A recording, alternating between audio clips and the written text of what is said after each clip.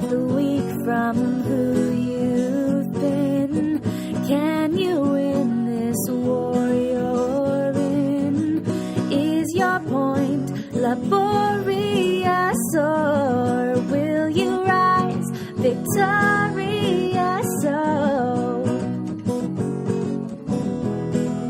take it or break it. Take it or break it. Take it or break it. Earn your throne. Oh, hey, welcome to Take It or Break It, Sports Stakes, chatty chat of your dreams, your nightmares. I'm your host, Corbin Smith, with me today for our weekly-ish chat is John Wilmes, a writer, a teacher. Yeah. True. What else are you doing? What else are you doing lately, John? Just writing and teaching, really? Well, right now I'm off. The colleges are closed for a while. Yeah, John's. I've had work to do all day, and John has been like, "Hey, when are we going to do the pod?" Like all day. John's just been sitting in his house waiting for me to call him to do a podcast. Yeah, I mean, sort of. Yeah. I mean, I have a lot of writing projects I'm doing, but I'm not on deadline for anything. So. All right. Oh, I'm not on deadline for anything.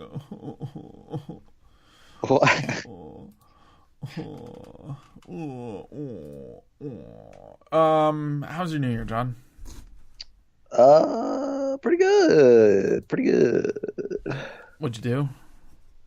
Just had a ragtag crew of people who didn't make plans, and we made plans. All A bunch of people came over here. We played a game called The Resistance. Have you played this game? No, I have not played this game called The Resistance. It is not at all about like contemporary politics. I think. Oh, hey. Whoa. Not. Come on.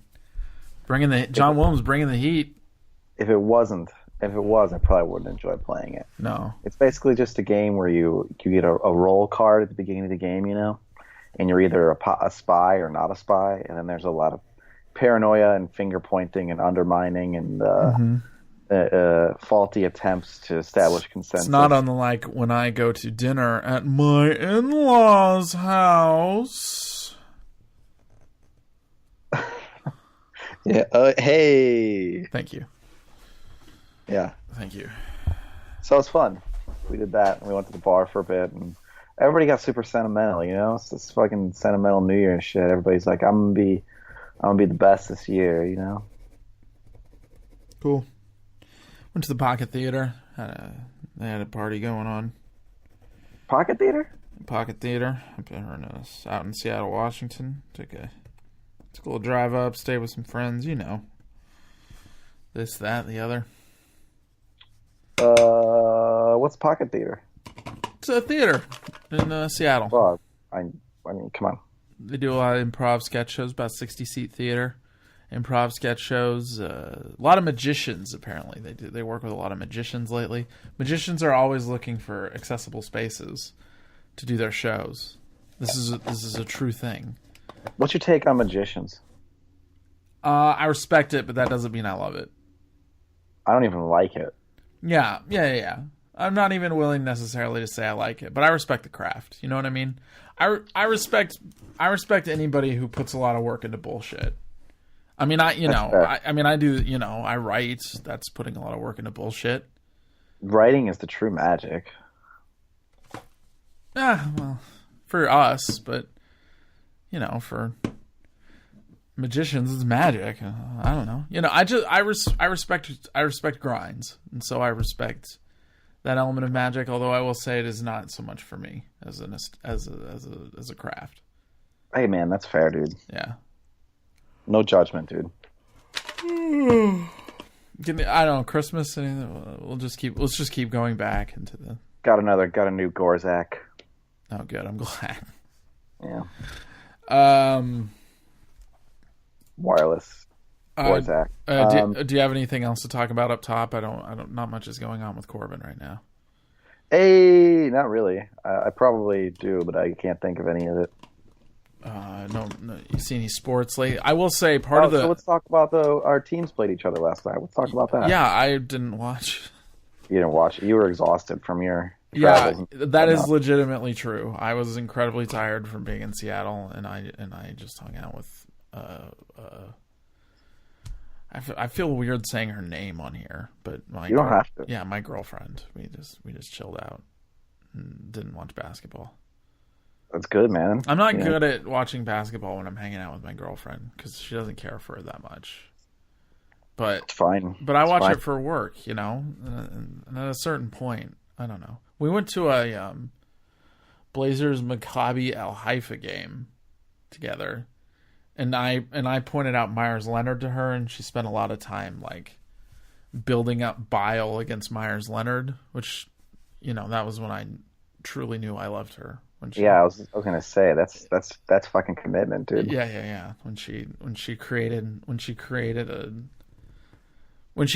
a Myers Leonard straw man to burn for me, you know, it was like, how many people do that for you? You know what I mean? I only ever dated one person who knew anything about basketball, and it was kind of fun. But then it also so happened that this was when I was covering the Bulls a lot more often. And there was a sort of viral moment that happened in the locker room, and my voice could be heard on the video, and it was somewhat embarrassing. And then I like met her like later that week. We went out, you know, for a date, and then she was like, "Was that you?" And I was like, "Yeah." And it was super uncomfortable. What the fuck happened? What are you talking? I have no idea what you're talking about right now. There was this moment. It was 2000. Gosh, what year was it? 2014, I want to say. You were working for Bleacher Report around this time, right? Bleacher Report and Fox, a couple other places, and I was in the locker room. It was March. This is the year that like Joakim Noah won Defensive Player of the Year, and they were just like winning. Rose was injured all year, and like. Yeah, for like the second year in a row, basically. Yeah, it was the grime time. It was the real grime time Bulls, as I recall. Yeah, they were winning all kinds of games that they had no business winning, and it was pretty fun. But you know, they were asking Joakim Noah in the locker room. Somebody was like, "Oh, do you really think like that? You know, the Bulls can like make a deep run and win the championship?" He said, "Of course I believe that. You know, of course I can believe that." And everybody is like, you know, everybody knows the Bulls are not going to do that. Like, no. they're not good enough. And there in Chicago, there happened to have been some warm days recently, but it started snowing again that day. And Joakim was, "Of course I believe, you know, we can win the championship. It's spring, it's warm out again." But he hadn't been outside in a while. And somebody told him, they were like, "Hey man, like it's actually snowing today." And he was like, "What?" And it was this perfect encapsulation, you know, of how people feel when the winter drags on in Chicago. And it went viral. There was like a Deadspin post about it, et cetera, et cetera. But I happened to ask him right after his moment of, you know, sort of bewilderment, if after he learned that it was basically still winter, if he still thought the Bulls could win the championship. Because you fucking prick! You just couldn't help yourself. No, I couldn't, and everybody kind of laughed and thought it was funny, but he didn't. No, of course he didn't. He didn't think it was funny, and. That wasn't like what was viral about the moment. It was his bewilderment over the fact that it was still winter. But that was included in the clip that was circulating. And so I went out and I met this girl, and she was like, "Was that you?" And I was like, "Yeah, unfortunately, that was me." You just couldn't fucking help yourself. I couldn't. No, it's not, I was out of control, man. Unbelievable. Fucking. It was an embarrassing time for me. All of my friends were texting me. They knew it was me. And I was like, I'm so upset right now. Just don't even talk to me about this. Well, man, that was a pretty good story. Good story, Wilmes. Yeah, and you know, I liked like my interaction with Joakim generally. He's a pretty fun and funny guy to cover. But that was I thought you were gonna call him Joe for a second. Oh, maybe back in the day I would have. You know, I had a good relationship with Joe for the most part. Yeah, I was. I'm very awkward on like the scene reporting wise. Like, hardly anyone ever like learns my name, but they like know my face and we make jokes together. But I'm too awkward to like introduce myself formally, you know. So I had a lot of very like awkward relationships when I was reporting more often. Yeah, I don't usually go and talk. No. This gives us a pretty good segue. It's pretty it's like a disconcerting thing to do. It really is. And I mean everybody who covers sports says this. Anyway, I completely understand and respect and empathize with like any, you know, athlete or any famous person's skepticism and dislike of the media, by the way. Like I just like it's an unusual relationship. As a snake myself. Yeah. As a true snake. But yeah, your Blazers beat my Bulls last night. Yeah, good. Yeah. I watched it. How'd they look? I don't know. What's going on? I don't have cable. I probably would have tried to watch a replay today. This was a game that was on regular TV, so I watched this one. Yeah, I've been watching. I've been working on something all day though. So. Oh, is it good? Yeah, it's just a column though, but I think it's pretty good. Check it out, Vice.com. Guess what, dude? I've also been working on something all day. Oh, cool. Yeah, it's fucking crazy, dude. What is it? Is it the thing we were talking about before we started recording? I've been working on that and another thing. I don't think I want to talk about any of the projects. Cool. Okay, good. Because I didn't really want to talk about it either. Yeah, fascinating stuff, but you'll hear about it later.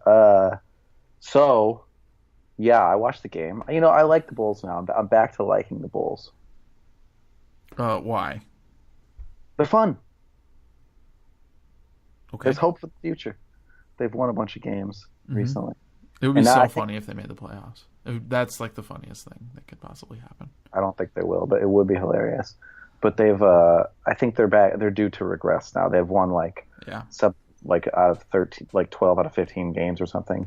But I think they're going to start losing again, and that's the way it should be. They should be getting a high draft pick, but we see that they have something to look forward to. Mm-hmm. Don't you just love when I talk about the Bulls, dude? Yeah. Do you have any thoughts about the Blazers? Dame didn't play last night. No, he did not. He's playing tonight. So it was a lot. It's a high. I mean, even tonight in like an hour, I guess. A high usage performance from Evan Turner, which was unsightly to say the least. Oh hell yeah! It's just that actually pretty accurately describes my lovemaking style. High usage performance from Evan Turner.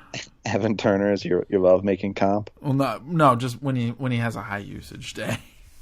Okay, yeah, fair enough. Fair enough. Yeah, I think that ultimately, morally, the Bulls won the game just because the Blazers. They won, but the Blazers lost, had to rely on Evan Turner for a lot of their production. God, McCollum had 0 points, right? As I recall. Wow, I didn't realize it was 0. I know he didn't play well, but that's crazy. Yeah, I'm the only Blazers person who's kind of like a on the low trade CJ guy. Well, you could probably get some good shit for him. Yeah, everyone. I just feel like his skill set's a little redundant compared to Lillard's, and I think he's pretty good, but I think he's also like people think he's better than he is just because they like really enjoy like more than they should enjoy the fact that he's like a journalism major and shit like that. Yeah, they feel like he's more like them than most players. I don't. No, I'm not gonna say that. Okay. Don't say it, man. Don't say it. Yeah, sorry. I almost said something, but I decided not to. This isn't like CJ. This isn't about like CJ eats poop and everyone knows it. Everyone in the media knows it or anything like that. I'm not on top of Shiza rumors or anything like that. It was something boring, but ShizaRumors.com. That's where you can find that stuff. And it's not even bad about CJ McCollum. He's a perfectly professional player. It's just something that if you said it, you would sound bad. Yeah. If I said it, I would sound bad. Yeah. So don't say it. It's about Corp. Yeah. But I do kind of think he has a bit of a redundant skill set, and I think that we spend a lot of time saying like, get Evan Turner the hell out of here. And don't get me wrong, get Evan Turner the hell out of any team he happens to be on. But yeah, I think that they need McCollum scoring though. I don't know. You can't have enough scoring. Yeah, maybe wouldn't it be cool if he was bigger though? I think that Nurkic should be better than he is. Yeah.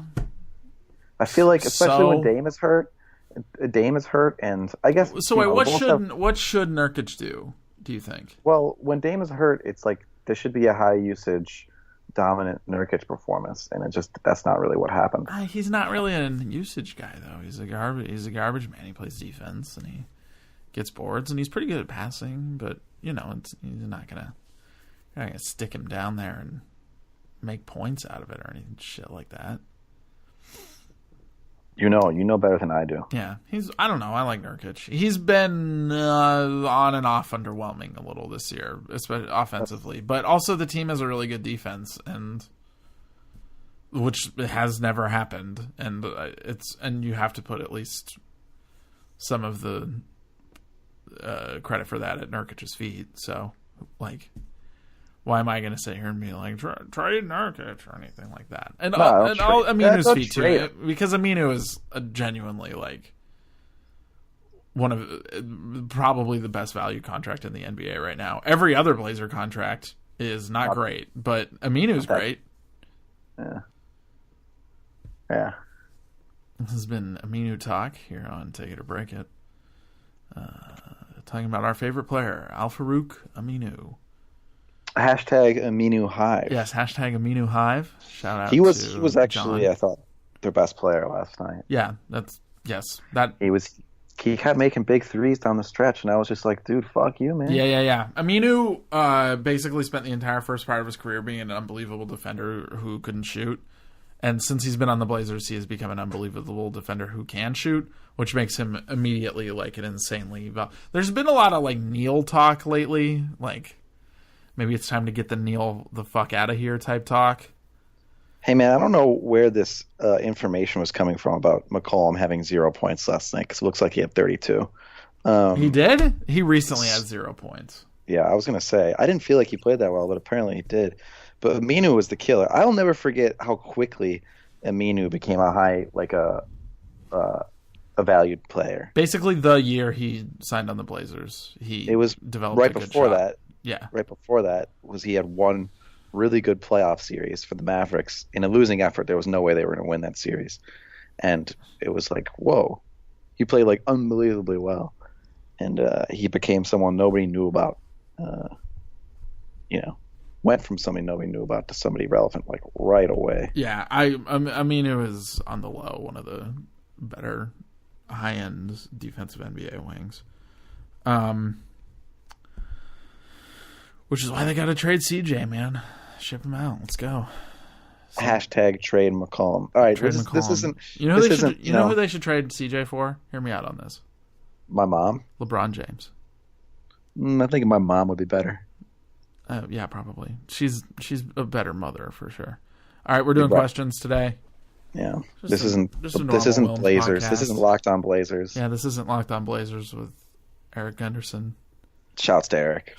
I mean, certainly shouts to Eric. Don't get me wrong. It's Question Corner. We're answering questions. First up, Willie Fitzgerald wants to know, why aren't there more movies about fishman sex? And what professional athlete is most like a fishman? Now, have you seen The Shape of Water, Jonathan? I haven't seen it. Well, let me tell you about something that happens in that movie. Sally Hawkins fucks a fishman. Yeah, I mean, it's kind of obvious what happened. It's a movie about a woman who fucks a fishman. Pretty tight, dude. And really enjoys the shit out of it.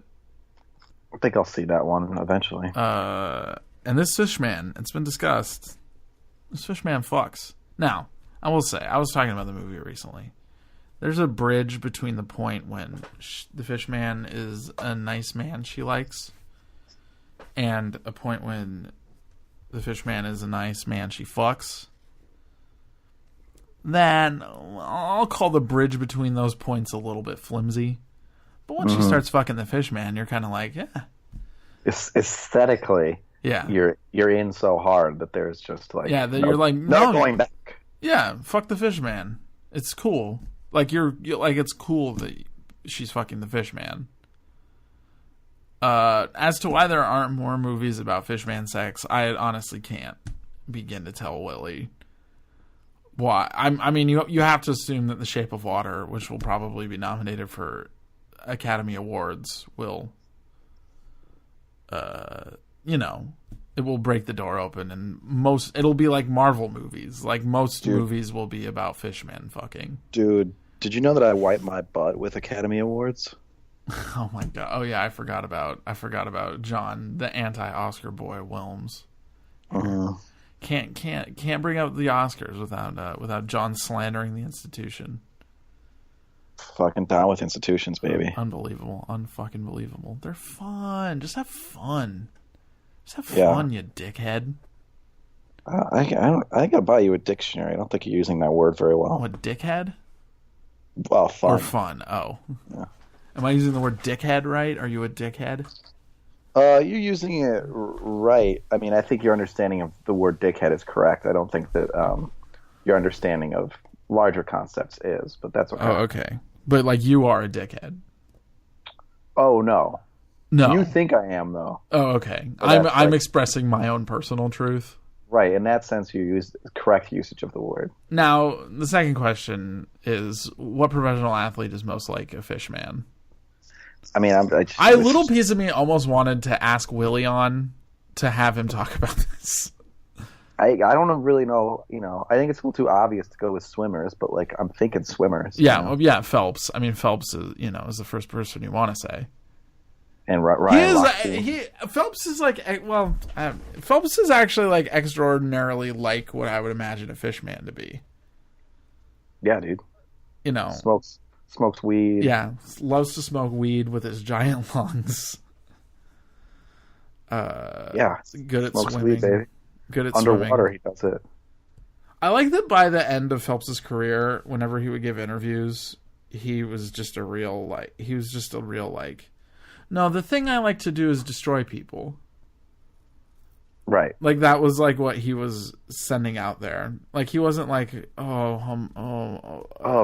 I love swimming. Swimming. Yeah. He was like, no, I stopped swimming because it stinks. Like, swimming every day, it stinks.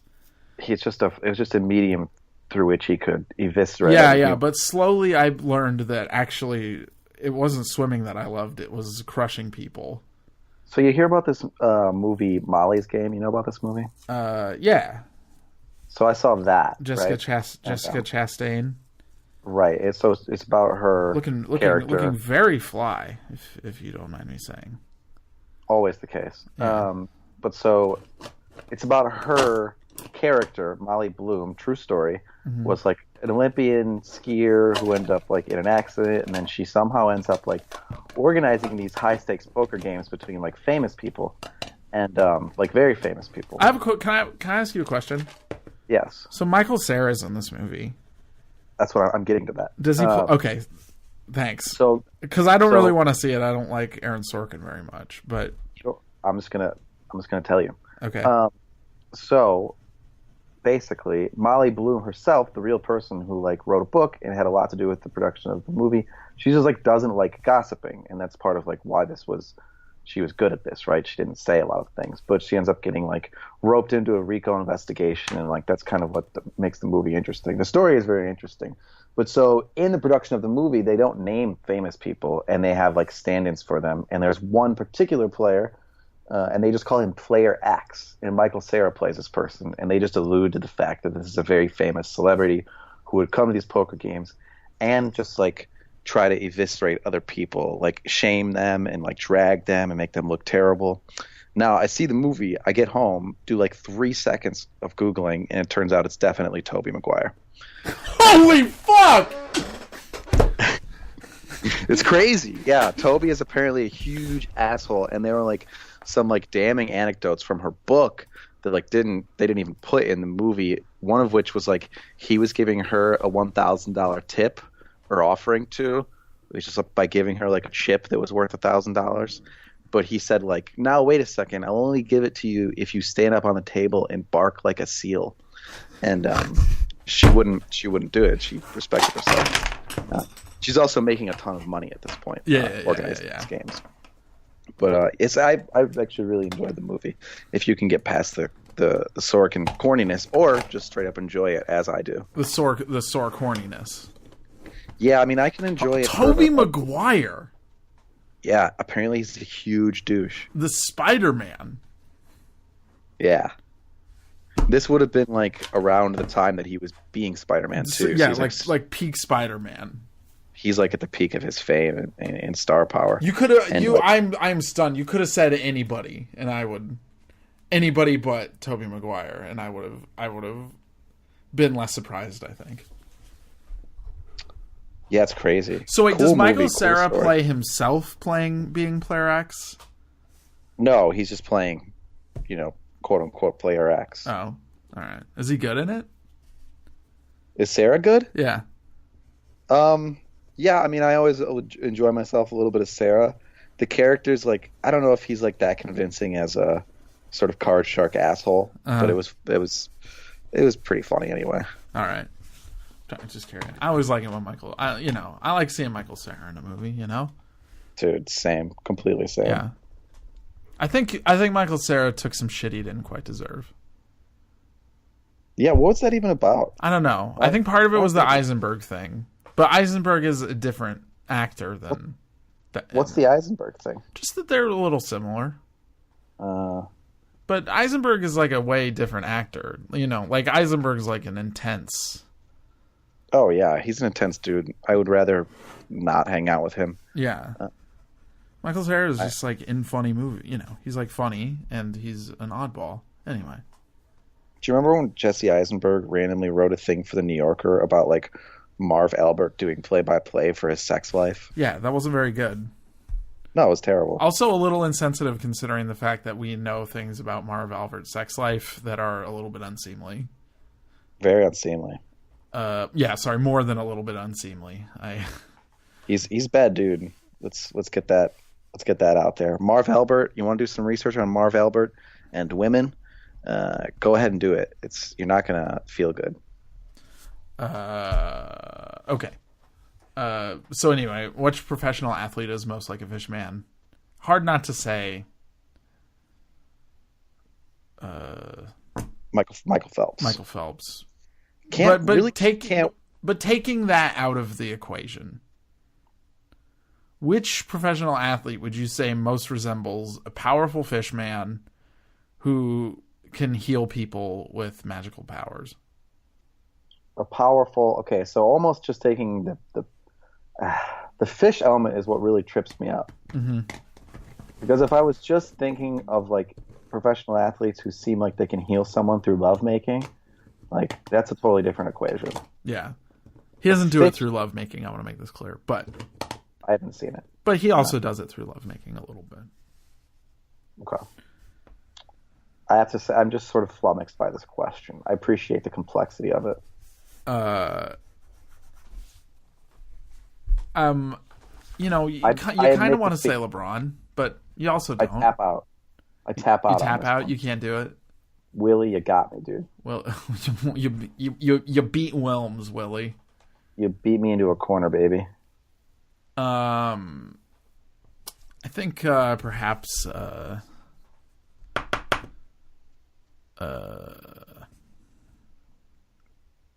I think Dirk is like a cryptid. I don't know if Fishman works though. His iconic fadeaway almost seems like it's being done underwater, I would say. Yeah, that's fair. Kinetically. That's fair. It seems that way to me. Yeah. Maybe has more ice powers than water powers, perhaps. The fluidity with which... Yeah, no, the more I talk about this, the more Wilmes is convincing me it's Dirk Nowitzki. Yeah, the fluidity with which he does that fadeaway suggests that air is in fact water. If you dropped him in water, he would immediately just like whoop, whoop, take to it. In a different way, I might be willing to say Federer. I feel like we have our answer. Yeah, but I think it's probably Dirk. Lewis Keane.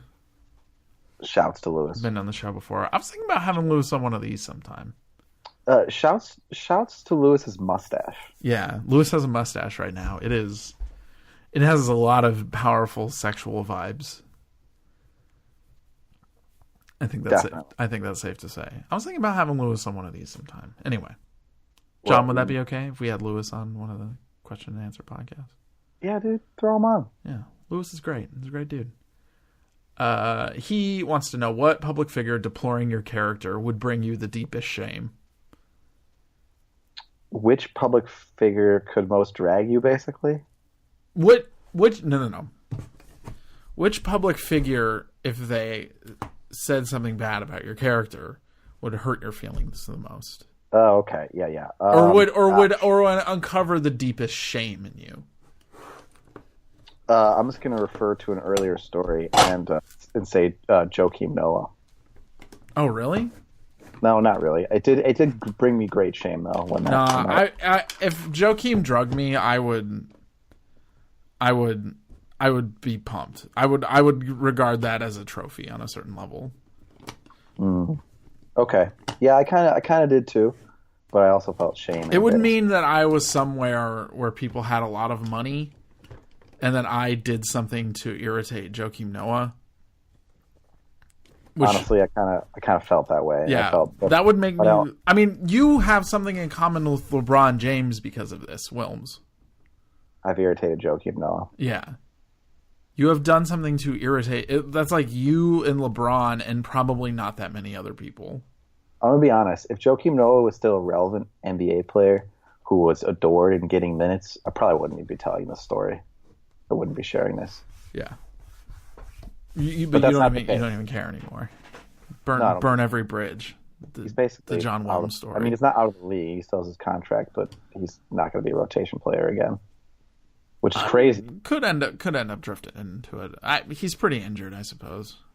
It's so weird the legacy of like this century of the Bulls. So many of their players have like rapidly deteriorated, and it's not even like the Thibodeau minutes thing, which people want to attribute it to. It's the Thibodeau minutes thing is a thing, but it's not so bad that it leads to the unbelievable bad luck they've had. More cosmic going on. Yeah. And I think that what I mean by this specifically, which we were talking about briefly before the podcast, my favorite player of the aughts, Ben Gordon, is going. We're not going to talk about it a lot, but if you want to do some research, we're trying not to speak on it because John's thinking about writing about it anyway. I'm going to be writing about it, but he's going down a dark path, and he was on the Bulls before Thibodeau was ever the coach. There's something more cosmic going on. I think that Jordan is a deep karmic debt. You think so? Yeah. Listen, I'm inclined to agree. You know what else I think after saying that out loud? I think Kobe is an even deeper karmic debt.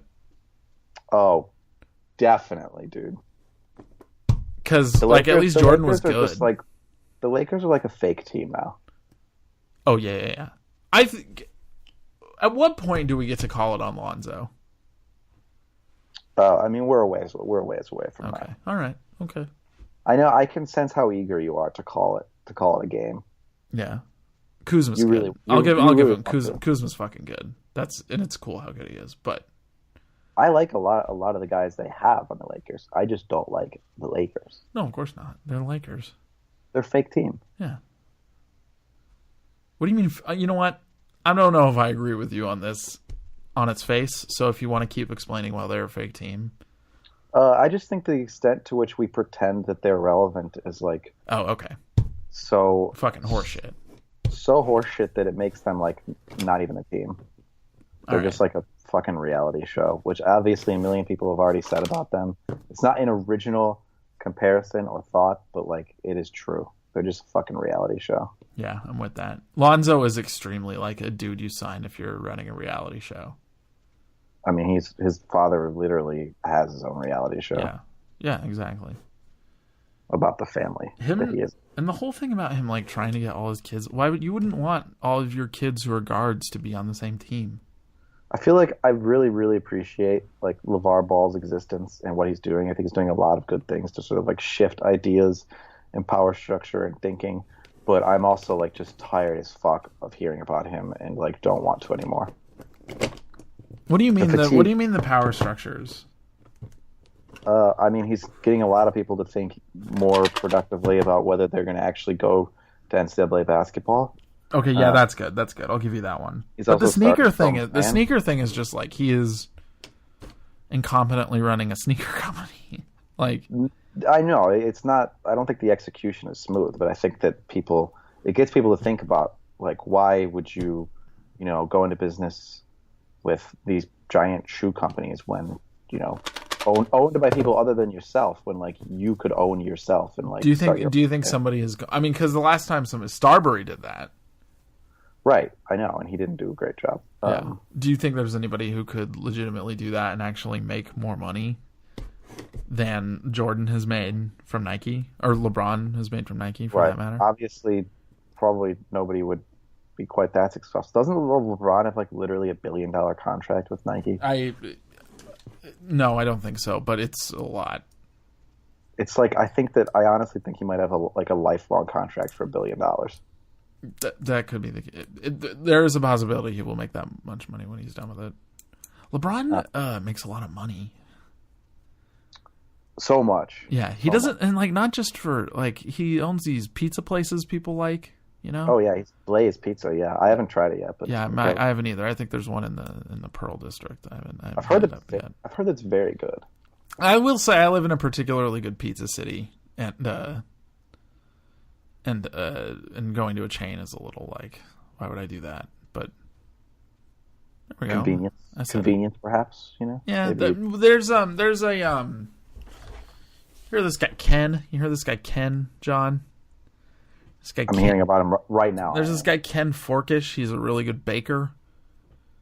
Like his high level baker, and he lives and works out of Portland. And he has a pizza by the Slice place in downtown Portland, and it's hard to justify getting a pizza by the Slice anywhere else. Getting like a lunchtime pizza anywhere else, I found. Hey, fair. Yeah. Anyway, excellent pizza city, Portland, Oregon. This has been Pizza Talk here on it. But anyway, what public figure deploring your character? Okay, yeah. So would bring you the deepest shame. We're really off topic today, buddy. Dude, we're on topic because the topic is humanity.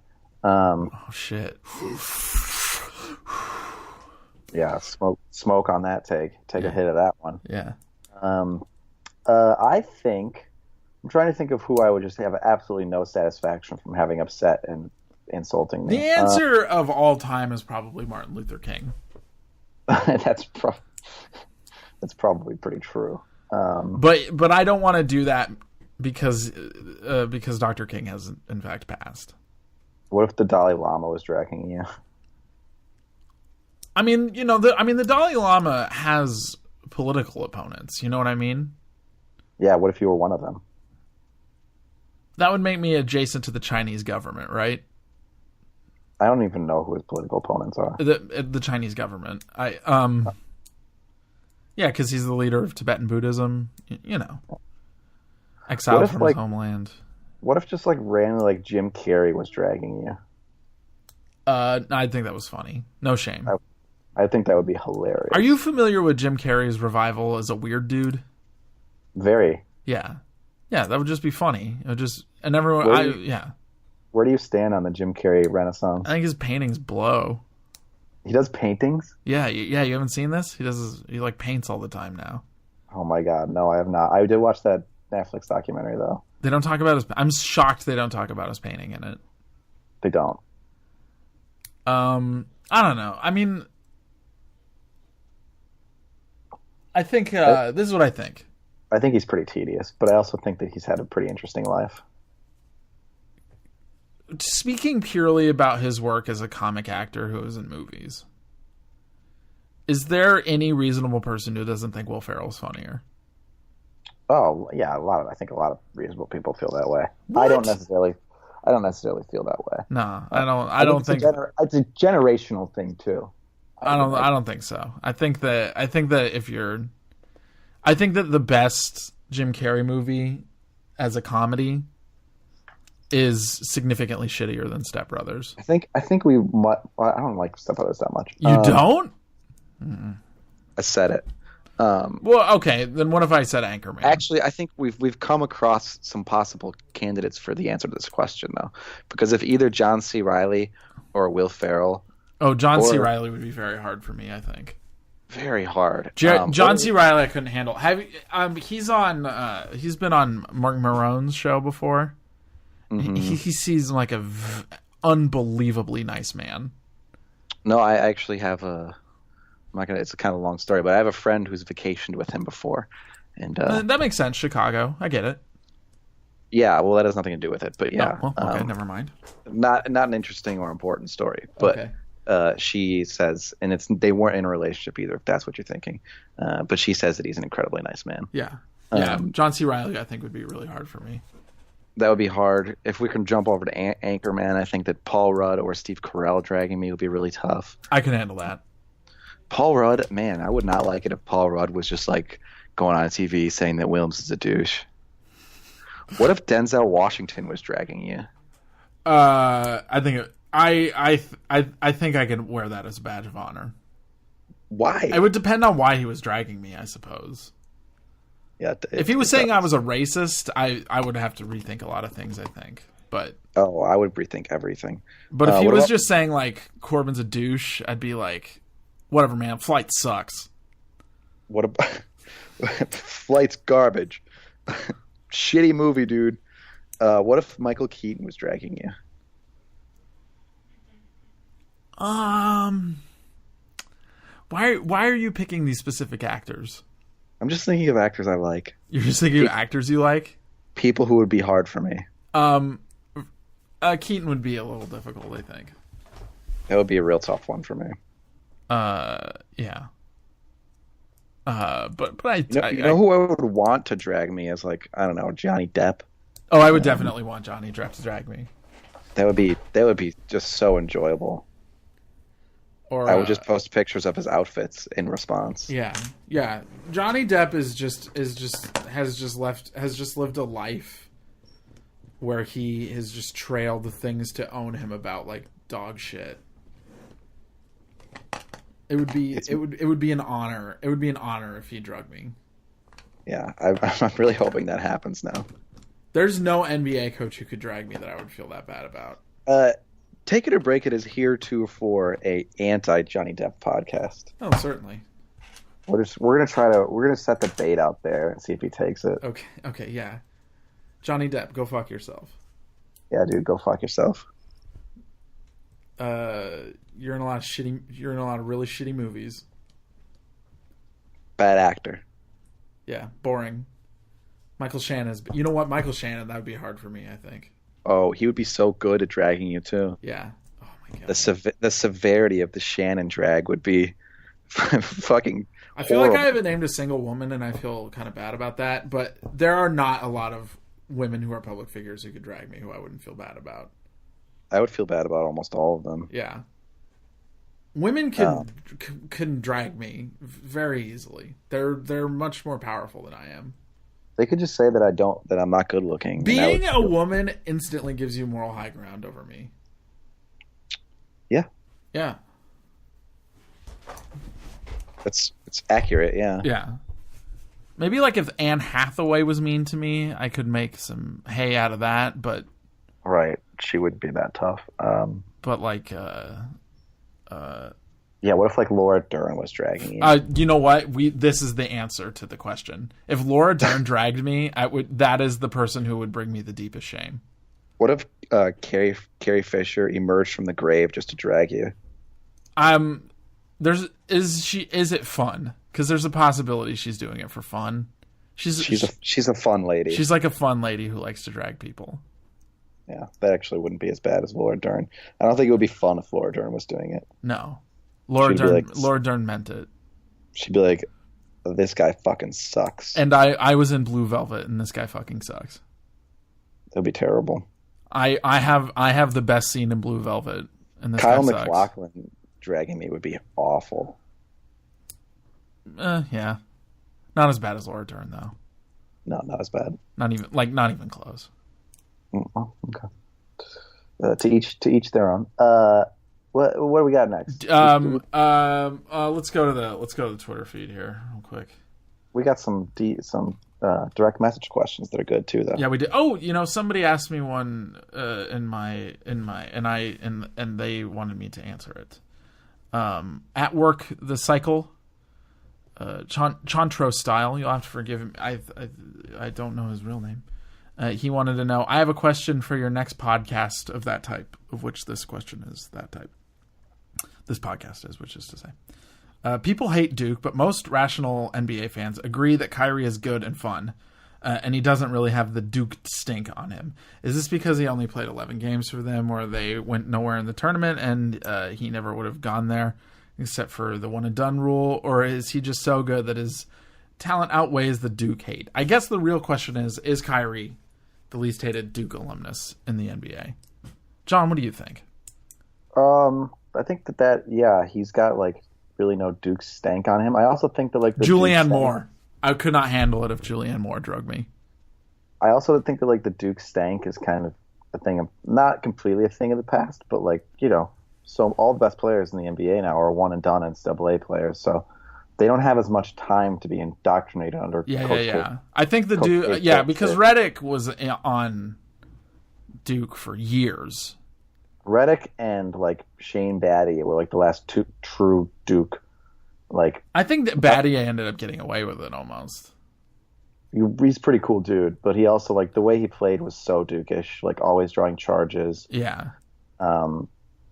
Those are like the vestigial like last two true like relevant NBA Duke players. I don't know if we'll have another. Like you think about recent Duke alumnus, like even not even just Kyrie. You think like Okafor, Tatum. Okafor is loathed. Yeah, but it has nothing to do with the Duke. But it has nothing to do with Duke. It has to do with the fact that he's a terrible NBA player. Yeah, there's just not as many. Do you think that you don't think that there's some Duke energy in Okafor loathing? Not really. No, I don't think that. I think that he has like this anachronistic style, but that is not, Duke like. I think it's just like his skill set innately is old fashioned and he's not very good. But it was obviously dominant in college. Kyrie, I don't think anybody thinks Kyrie is a Duke guy. Yeah. Do you think it's because he barely played there, or do you think it's because? I think it's because he barely played there, but I also think that like it's because his style has nothing to do with that. What about you know who I think of in this space? Who I think occupies the space of the least loathed Duke player? It's Rodney Hood. I don't think people have opinions about him. Yeah, but think about it, like a defensively minded wing who plays in the NBA and played for Duke, and you don't even think about it. I don't think about it. Yeah, I think Rodney Hood is in this space because I do think that some people do hate Kyrie, but I don't think anybody hates Rodney Hood. Yeah, but there's nothing to do. It's true. Some people hate him. Yeah, because of his outrageous statements and things of that nature. I do kind of hate him for hate. I want to make, it's not hate. Sports hate. It's hate. Yeah, it's sports hate. I want to make this clear. He seems like a perfectly lovely, if eccentric young man. There's something about betraying LeBron I feel is marginally unforgivable. Oh, I love it. There's something about being like. I'm not. To be clear, I'm not anti-LeBron. Yeah. All my uncles are. I was reminded at Christmas. But is it hard being as Chicago as you are, Wilmes? Or it's dude, Christmas was fucking unbearable. I got to be honest. Just like the way that the defensive pose that the uncles get into, like the moment the basketball game is turned on, they just start squirming in their seats, just like wrestling with their bigotry, and like immediately like having these like seventh degree deflected statements of racism that like they start making their inroads by like toward these statements by like just criticizing the officiating in this like really pedantic way, and like all of a sudden they don't call traveling. They don't call traveling as the right. They're like, oh, they're letting these guys do whatever they want out there, and then they'll start like talking about fucking some shit that like Allen Iverson did like 15 years. The game hasn't even been out for like a minute yet, and this talk is starting. And Iverson comes up. It just makes me think of people who didn't never process the Civil War or something. I'm like, what is going on right now? Like, this is insane. And then they're like, put the football game back on. They like can't fucking even like emotionally handle a basketball game being on. It's insane. So I got very drunk on Christmas as a result. But yes, it is hard. Hard being me. I will agree with that statement. It's so fucking hard. We're talking about Duke. Yeah, we kind of are. We've slid into Kyrie a little bit. I agree with John. I think the Duke stank is like weirdly gone. I think that there will be another sort of 4-year type Duke player who will come into the NBA and sort of carry that with him a little bit.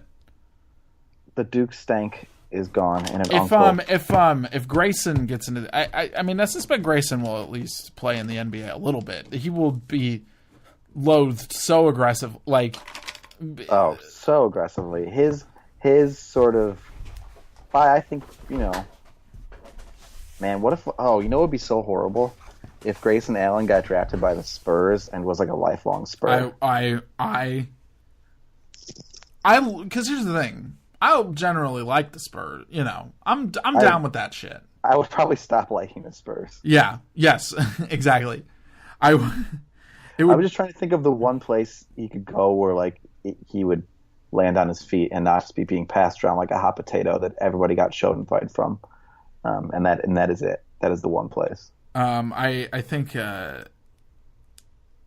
if the Blazers drafted Grayson Allen. Oh boy! But he wouldn't be on the team for very long because he's not good enough. Yeah, I don't think he's going to stay. I don't think he'll be good enough to stay anywhere for long as an NBA player. Yeah, that's probably true. Hopefully, I mean, if he was, he would already be in the NBA.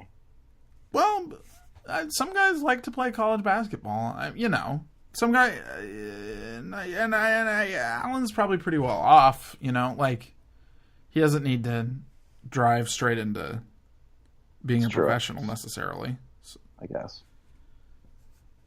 But yeah, no, the Duke stank is fading, and a Chicagoland uncle will never enjoy professional basketball again. Yeah, I think Anyway, I think that Rodney Hunt is the least hated Duke alum, but I also think that nobody hates Kyrie because he went to Duke. I agree with John. What do we got next?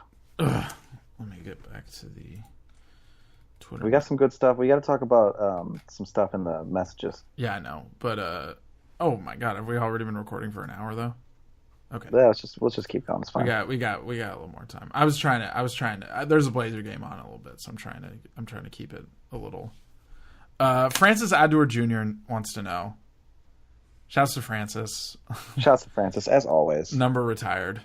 How would you react, and how do you think the world would react if there was uncovered historical documentation of Jesus being physically abusive to women during his life and ministry? I mean, it would just. I think that the way Roy Moore played out kind of gives us a blueprint for that one. Wow. Okay. Please defend your opinion. I mean, I think that you saw plenty of people, coming to his rhetorical aid by basically suggesting that God is a pedophile, and that, Jesus or Joseph was a lot. Hey, Joseph was a lot older than Mary, if you know what I mean. And yeah, so I think was that something people said? Oh yeah, absolutely. Oh my god. Yeah, I mean, some of the worst arguments, the most disgusting and ridiculous arguments were made in his defense, and I'm sure that this would play out similarly. People would be like, well, maybe the way that Jesus behaved was indicative of the way that men and women naturally are, and we should perhaps respect that. I think people would. You think people would take an inch, were they? Yeah, I mean, I think that all the people who would be disgusted, who generally are disgusted by horrible treatment of women, are people who are I think the intersection between those people and people who are ready to drag Jesus is pretty large. Oh, I don't think that's totally fair about people who... I don't think that's totally fair, but I think it's an... there are progressive people who like Jesus Christ. I think that's unfair. I think that I properly qualified my statement. I said that the intersection is large. I didn't say... Okay, all right. Make a statement of universality out of I just wanted to make sure that we were being cool to Episcopalians, being cool to the Christian left in this country, which, has done some good, Listen, as long as you're doing good, you're doing good. That's what I say about that. But this stuff would also really aggressively. I don't know, man. I guess Jesus is a historical figure. I guess that we pretty much most people seem to think that Jesus was a real human being. It seems that way. At the very least, they don't necessarily think he's the Son of God. Not an expert on the topic, but I think that most people agree that he was a person. Yeah. Me and Wilmes are not historians. I'm not. We're barely literary critics. Right. I only have so many literary reviews published. And I only review sports highlights, which are a type of literature, certainly. But... The most devastating kind. Yes, the literature of the spheres and the stars and of gravity itself is, of course, sports highlights. I think that people... Okay, I will say... Nobody who is a religious Christian would buy into it at all. I don't think. There are other sort of secondary sources about Christ, and they are regarded very aggressively with suspicion in Christian circles, I think. And generally the Gospels are regarded as the gospel, and the other stuff is sort of cast by the wayside. Does that make sense? Yeah, dude. And so I think they would say, well, it's a secondary source, and I do not believe it.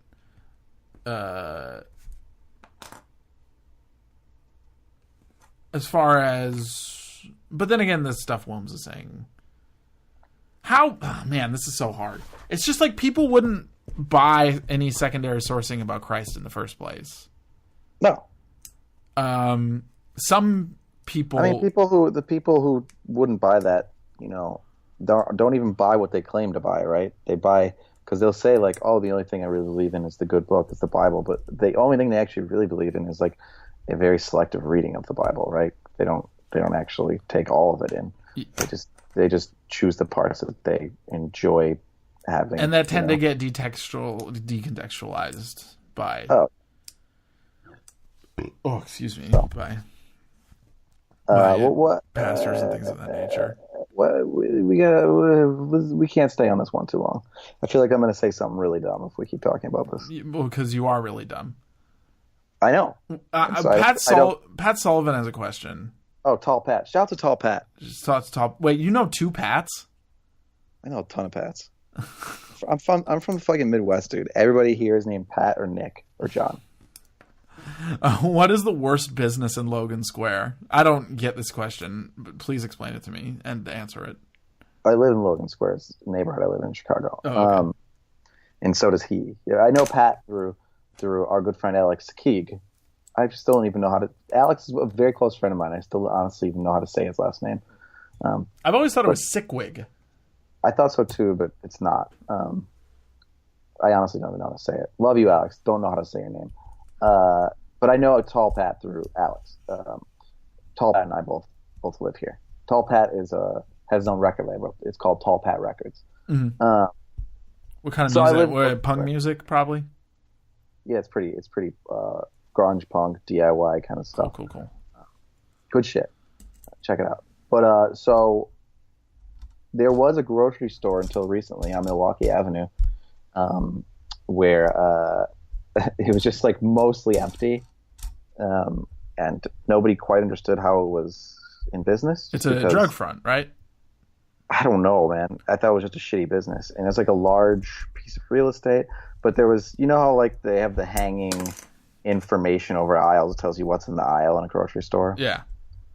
In one particular aisle at this grocery store, there was only two things, according to the signage. The signage wasn't even correct, but it said that the only two things within this very long grocery store aisle were baby food and popcorn. So that was the worst business. How big is this grocery store? Like normal grocery store size. It's not in business anymore. Now it's a big empty space that people are probably fighting over the rights to develop it because our neighborhood is pretty rapidly gentrifying. So that's going on. But yeah, that was the worst business. Now I don't want to drag any local businesses. Best business is probably the World Away. Shouts to Maria, the wonderful bartender. What about I mean, is there like an out of town business you're willing to drag? You know, is there like a Burger King that you fucking hate? Oh, good. Hey, you know what? That's a good point. You know, the worst business in Logan Square is actually a condo complex by the California Blue Line stop. These towering steel and glass box that just needs to get the fuck out of the neighborhood as soon as possible. Yeah, I mean, you know that's not going to happen though, right? I mean, it will if I blow it up. Wilmes, I really need you to clarify that you're not threatening to blow that condo up. Rhetorically, I am. Literally, I am not. I think, like, with the heft of my language, I could do something to, like, reverse the capitalist momentum. Oh, okay. But you will not wire explosives to the building and destroy it. No, I'm too bored by science to learn anything about the only reason you're not a terrorist is because chemistry is very dull to you. Yeah, conceptually I'm really only interested in, like, you know, poetics. Okay. Yeah. So yeah, the nitty-gritty of, you know, that sort of alchemy is too boring to me. Collision wanted to know if we were shitting while we recorded this podcast. I have been. Oh, well, I haven't been. John is trying to get me to do a podcast where we are both shitting while we record it. Yeah, dude. I'd just be like, how's your shit going, man? And I don't like want to do it, but a little piece of me is kind of like, maybe it's time. I would need to figure out the hardware stuff. It's gonna happen. How to get a nice microphone on the shitter, but you know, I'm just saying, it could happen. Yeah, tell us, make your requests, and we'll make sure that it happens. Yeah, just show us that you truly need it. Yeah, that you truly want us. If you want us to how about this? If you want us to record a podcast while we're shitting, get on Twitter at me and John, write out hashtag Corbin and John shitcast. If I get 30 of those hashtag messages, I'll do it. There you go. I want 30. I don't necessarily want to do it either. I just think that, you know, perhaps we should. There is at least one more question that I think we really do need to get is to. it the Emily one? It is. Okay. So I sort of promised that I would. Yeah. Emily actually asked two good questions. Sure. But we're running a little longer than I meant to. Emily wants to know: do you ship anyone, real or fictional, and if so, who? So this is to resort again to my time spent more frequently on the Chicago Bulls beat when Thibodeau was the coach. It was a widely get the fuck out of here.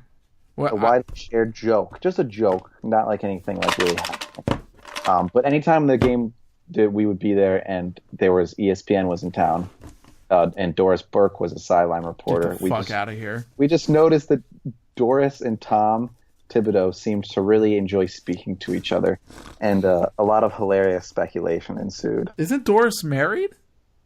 I don't think she is. She has kids. She's not married. Remember when she had an open public flirtation with Drake? Yes, I recall that.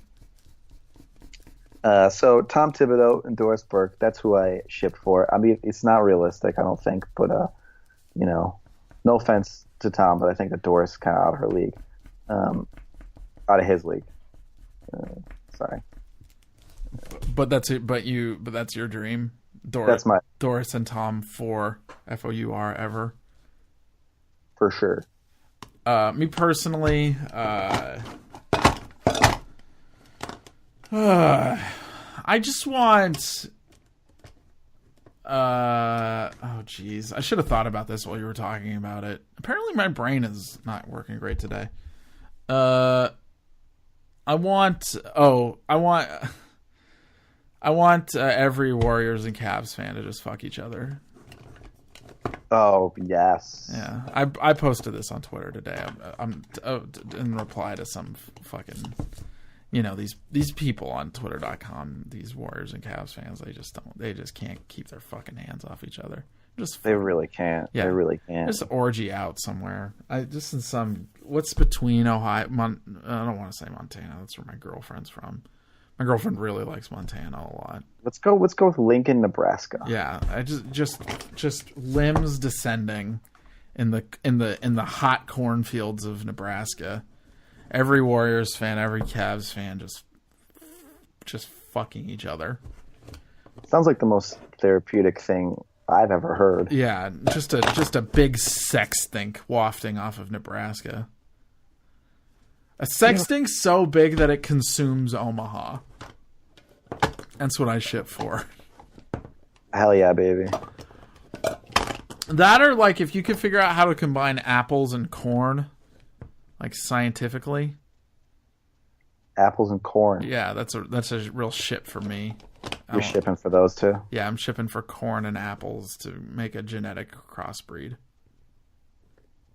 Tight, dude. Yeah, thanks. I agree. I also ship for whichever two NBA players are secretly in a relationship with each other. Oh yeah, because you know. I ship for their happy reveal to the rest of the world. Yeah, because you know there's someone. I have no idea who. I've never. Yeah, I'm not. Yeah, I'm not gonna fucking speculate. I'm not that kind of homophobe. But let's be real. Two NBA players have had sex with each other before. Yeah, and it's cool and it's beautiful. Fucking beautiful, and it's two current NBA players. Yeah. As well as past NBA players. Yeah, exactly. Yeah, I want them to step out into the public, and I want the world to fucking accept them. I'm with you, man. Yeah, I'm hungry, man. How long? Yeah, we're good. We're good. We'll answer this other Emily question some other time. Thank you for listening. Please rate and review the podcast on iTunes. Please share it with your friends. If you want me and John to record a podcast on the toilet, you gotta say so, man. We're not just gonna do it. We're not just gonna do it, and I'm keeping tabs on and you know what? Let's put it out there. I want those hashtags to be public. You know, don't just get in my menchies. I wanna see it. I wanna see it big and bold. Send a signal, dude. Yeah, send a fucking signal. What was the hashtag again? Do you remember, John? Climb up the phone line. I don't even know, dude. Hashtag Corbin John shitcast. That's the hashtag. There you go, baby. Hashtag Corbin John shitcast. I will also accept Smith Wilmes shitcast. I accept any number of variants, to be honest. Yeah, but yeah, Corbin John shitcast is the main.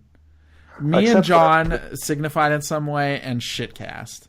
Yeah, well, I accept many forms of your enthusiasm. Ugh, gross. John, do you have anything that's out right now, or? Not anything new. I will soon. Just stay posted. Cool. I gotta call him up on Vice the day this is coming out. It's pretty good. It's about I'm gonna read that one. It's about Tony Snell. Oh, God, I love. Hey, shouts to our boy Ryan Prince, Tony Snell super fan. Ooh, I did not write nice things about Tony Snell. Well, Ryan, you're gonna have some stuff to work out. I'm gonna be I'm gonna kick his fucking ass. Yeah, Ryan will never defy me. Wow. Okay, I've really got to eat. So hey, Happy New Year. Yeah, I got to watch the Blazers game. So, yeah, Happy New Year, man. And Happy New Year to the audience. And thank you for listening. Happy New Year.